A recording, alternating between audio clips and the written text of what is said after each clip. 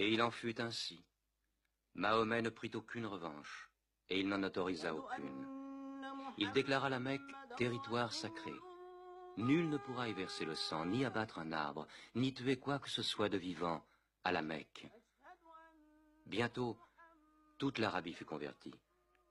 Non seulement à la nouvelle religion, mais aussi aux nouvelles lois, aux nouveaux usages établis par l'islam. Le prophète avait vécu le temps d'accomplir son œuvre. Mais un jour, il commença à ressentir les prémices de la mort. Il lui restait à accomplir le dernier acte de sa prophétie, mettre le sceau à la religion. Il rassembla son peuple, et pour la dernière fois, il lui adressa le message de soumission à Dieu et de l'humanité à l'homme. Ô peuple, écoute, car je ne sais si je pourrai revenir l'an prochain. Tu partageras ta nourriture avec celui qui n'en a point. Tu le vêtiras comme tu es vêtu. Un jour tu te présenteras devant ton Dieu, et tu devras rendre compte des actes que tu auras commis. Ô vous tous qui êtes présents, faites parvenir ce message aux absents. Vous descendez tous d'Adam, et le plus digne de vous auprès de Dieu est celui qui le craint le plus. Réfléchissez profondément à ce que je viens de dire. Que toutes vos querelles soient abolies. Tous les musulmans sont frères.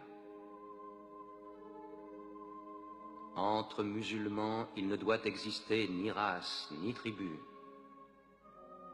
Les biens d'un frère sont inviolables, sauf de son bon gré. Ne sois ni oppresseur, ni opprimé. Ô peuple, je ne suis qu'un homme. L'ange de la mort m'apparaîtra sans doute bientôt, et la mort m'étreindra.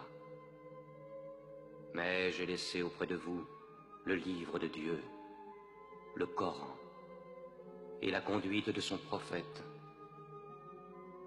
Alors il répéta la dernière révélation du Coran, qui scellait la religion. Non les paroles de Mahomet, mais la parole de Dieu. Ce jour, j'ai parachevé votre religion, j'ai terminé ma mission auprès de vous, et je vous ai choisi l'islam pour religion. Mahomet mourut dans sa 63e année, le 8 juin de l'an 632. Bon nombre de ses fidèles refusèrent de le croire. Comment un homme comme lui pourrait-il mourir?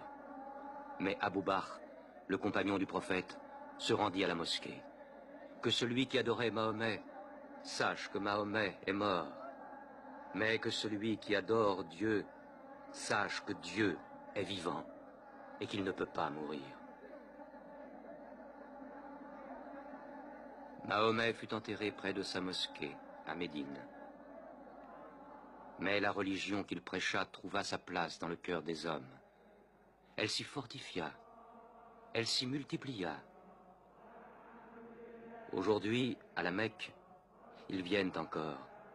Le peuple de l'islam paré de la blancheur du pèlerinage, tous égaux devant Dieu, tous unis en ce lieu de prière, l'âme de chacun se joignant à celle de son prochain dans une même communion, adorer un Dieu unique.